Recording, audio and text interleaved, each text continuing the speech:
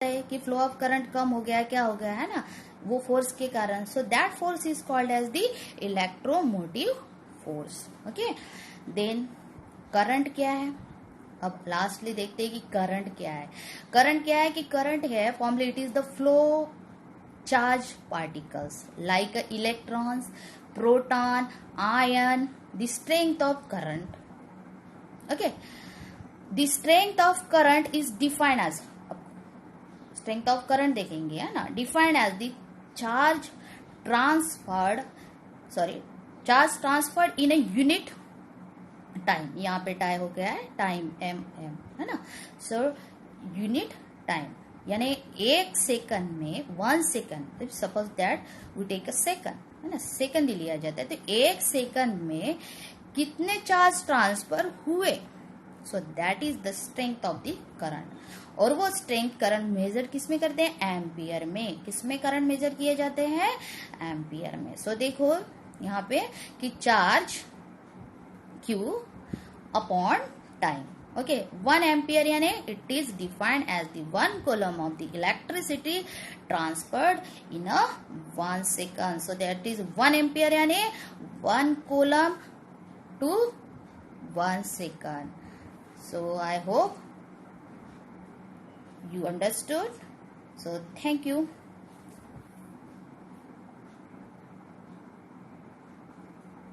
कैसे डिफाइन कर सकते हो, the ratio of energy in a joule. Energy किसमें मेजर करनी है, joule ratio to the charge. Charge किसमें, कॉलम में है ना. सो वोल्ट क्या है, it is the ratio of the energy in a joule to the charge in coulomb. ठीक है. नेक्स्ट पॉइंट है कि absolute electric potential can not be measured. हमेशा पूरी कितनी इलेक्ट्रिक पोटेंशियल है वहां पूरी की पूरी मेजर नहीं कर सकते. ओके, सो हाउएवर मीन्स वो सेल में इलेक्ट्रिक पोटेंशियल है जो डेवलप हुआ है वो completely can not measured. Absolute electric potential can not measured absolute. Okay, so however the difference in electric potential between the 2 points, absolute electric potential measure नहीं कर सकते, इसलिए वहां पे क्या डेवलप है, difference in the electric potential between the 2 points.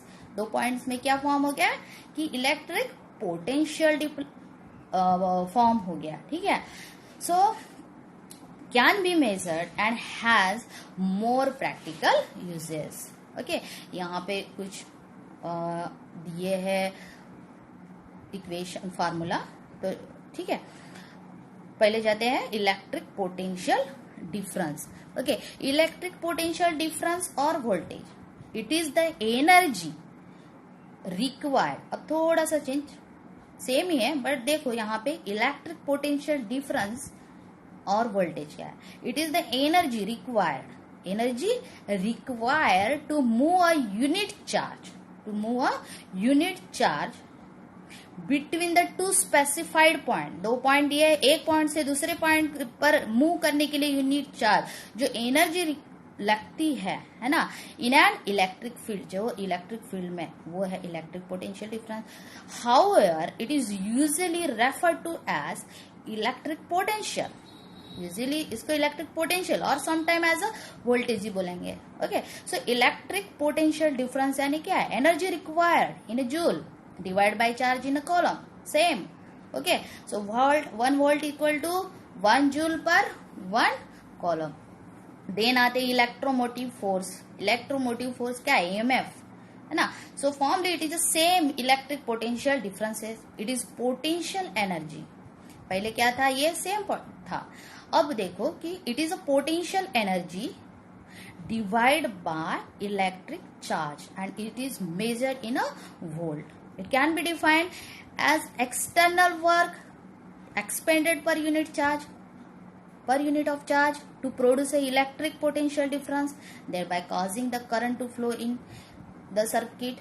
Okay, third definition कि the force which causes the flow of electron, जो force flow of electron पर कुछ causes करता है, फर्क होता है उसके कारण, from one electrode to other electrode है ना. जो force which causes the flow of electron from one electrode to other electrode and result in the flow of current result क्या होता है, फिर उसके फ्लो ऑफ करंट पर रिजल्ट आ जाता है कि फ्लो ऑफ करंट कम हो गया, क्या हो गया है ना, वो फोर्स के कारण. So that force is called as the electromotive force. Okay, then current क्या है. अब लास्टली देखते हैं कि करंट क्या है. करंट क्या है कि करंट है formally then type of substance based on electrical conductance. Okay, then based on electrical conductivity, materials divided into two type. Okay, insulator and conductor. So what is mean by the insulator? Insulator, the substance which resists the flow of electric current through them, are called insulator. They do not have a free electron or freely moving charge particles and does not conduct the electricity. Okay, so example insulator के organic polymers like a plastic, glass, diamond, quartz, okay, etc. Then conductors. What is the definition of the conductors? The substance which allow the flow of electricity. Substance which allow the flow of electricity through them with a little resistance. Little resistance are known as the conductor. And again conductors divided into two type, metallic conductors and electrolyte conductors. Okay, so metallic conductors is a solid substance which conduct the electricity due to the free of electron. Example all metals, graphite. Okay, no chemical reaction occurs during the conduction of electricity. And again conductivity decreases. Conductivity decrease होती है in a metallic conductors में with the increase in temperature. क्यों होता है?